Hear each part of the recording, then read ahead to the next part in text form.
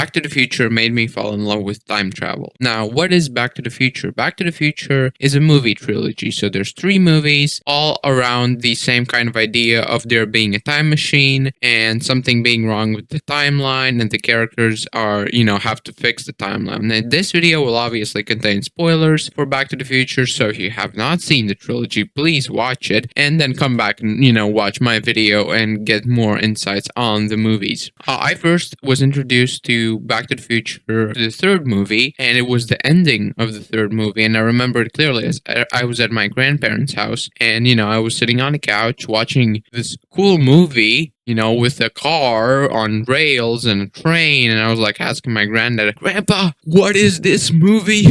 It looks so good." My grandpa was like, "Son, this is my childhood's favorite movie," or something like that. I kind of forgot, but I remembered that, ever since I saw that little snippet of the ending, I was totally intrigued. Like, I mean, that car looked so awesome. And, the whole scene and the hoverboard, I was like, how does that work? I mean, that is like the first time I ever fell in love with sci-fi and time travel, and that is the point in where my life just totally went in a different direction. So I cut forward to like a year, maybe 2 years. I still haven't checked the movie out because I'm a child. I don't really know how to access the web and search for things. So I asked my dad, "Hey, Dad, I remember this cool movie about this time machine." He's like, "Oh, I know what movie you're talking about." He put it on, and I remember sitting on that couch watching the first movie. I was like, "Is this the right movie?" It feels like the right movie, but not really what I remember. But I knew it was the right movie. And after I watched the movie, I was totally blown away. I was like, "This is the best goddamn movie I've ever seen."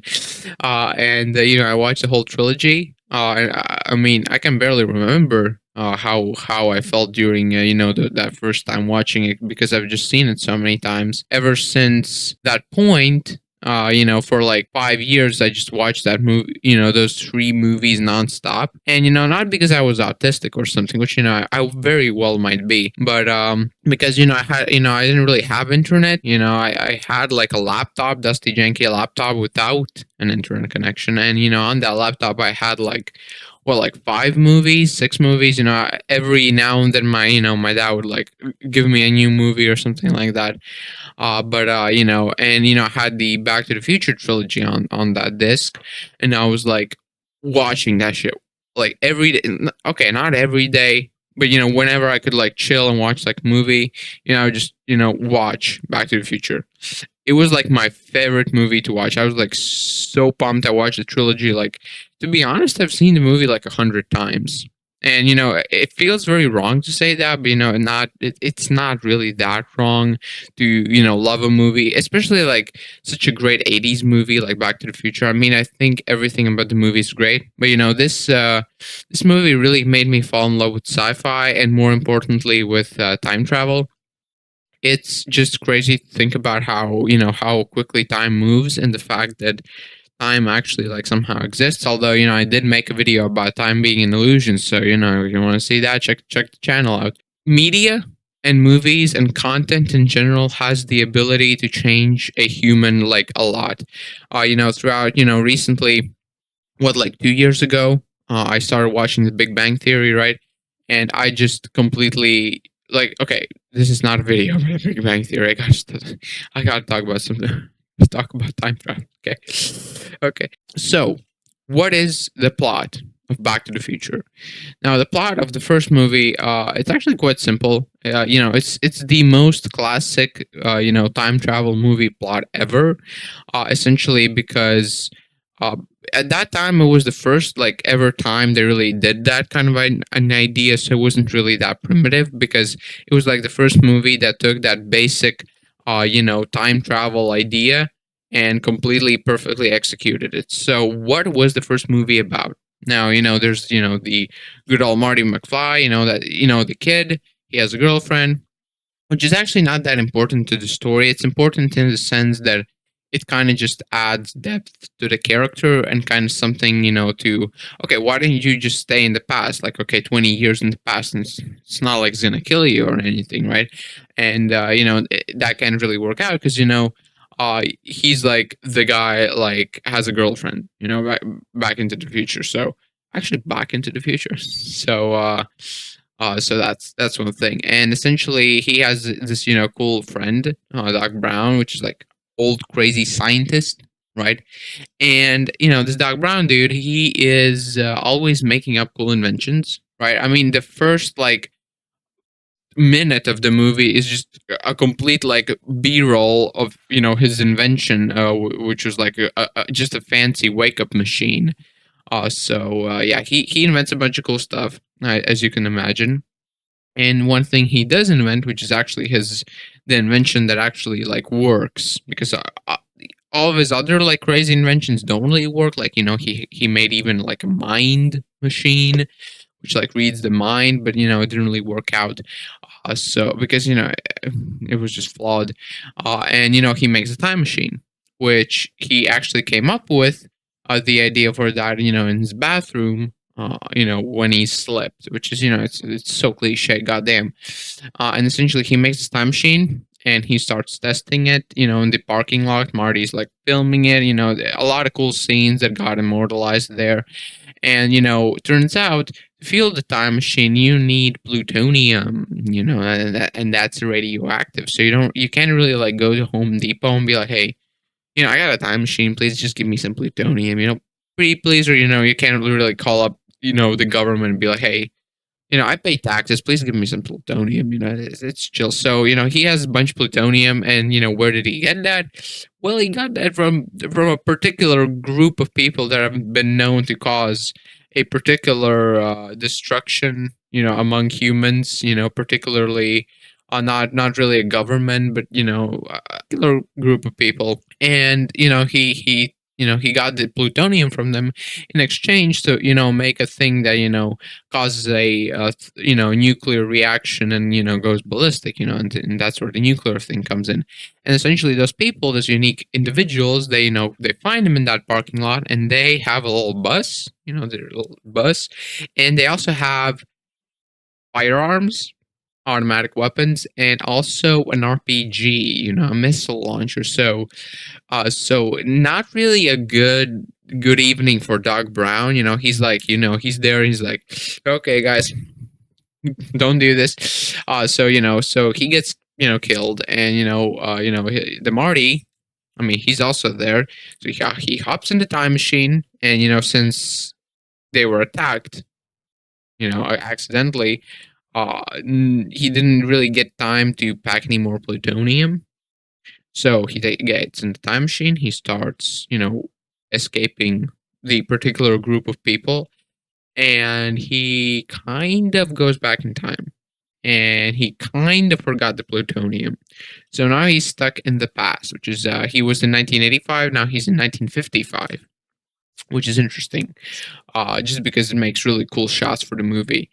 And he gets he there's the cool like, oh, my car crashes in a barn, somebody gets out of the farmhouse, starts shooting the car because they think it's a UFO, and then they drive, he drives, he sees where his home should be, but it's really not there, it's just a field now, which because time. And then he goes into town, and he's dressed differently with the weird watch and everything like that, right? And funny thing, in town there's this diner, and he goes into this diner, and guess who he meets? I mean, at that point he didn't know, but he kind of meets his dad, right?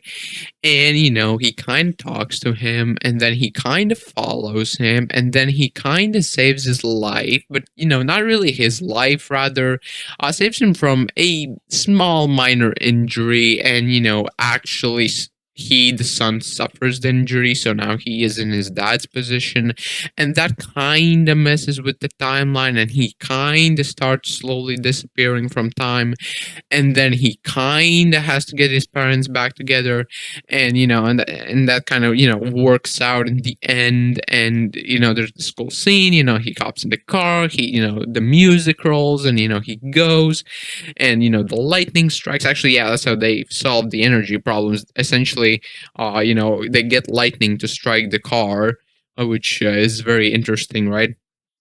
And and yeah, and then he goes back, And that's the first movie. Now, the second movie, they kind of did the same thing, only in the future, and instead of his father, it's his son.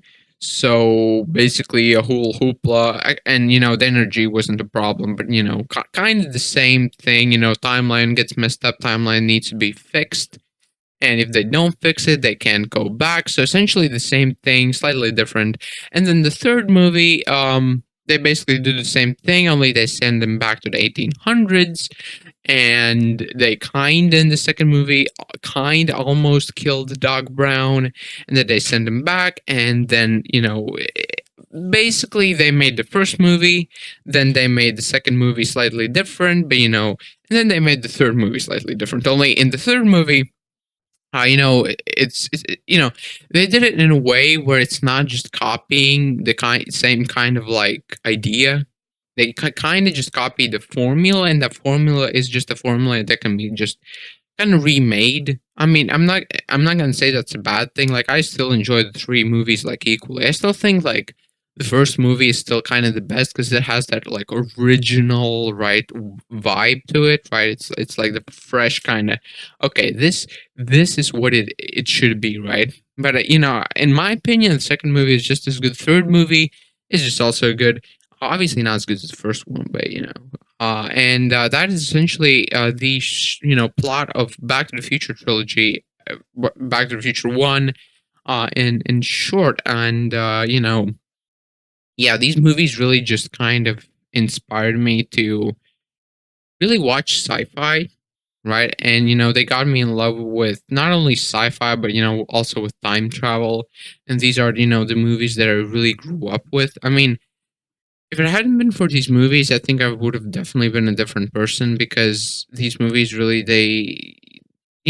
as far as movies go, right? I mean, you watch something enough, you definitely will get influenced by it. And I just love these movies so much. And I kind of just wanted to make a video about them, right?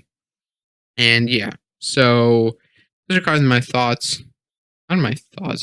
That's just kind of me ranting on about Back to the Future for about 12 minutes. So I hope you enjoyed. Right. I hope you also have seen the movies, and I would love to hear what you thought of them. Overall, I would give the whole trilogy a rating of 10 out of 10. I will give it a rating of 10 out of 10 because you don't really give 10 out of 10s. Nobody really gives anything a rating of 10 out of 10. And these are movies that, in my opinion, in my lifetime, are the only few ones that actually deserve it. Lord of the Rings also deserves a 10 out of 10. But this trilogy is, one of the another one that also deserves that same title. So yeah, hope you enjoyed. Leave a like if you like the video. Leave a dislike if you dislike the video, and live long and prosper.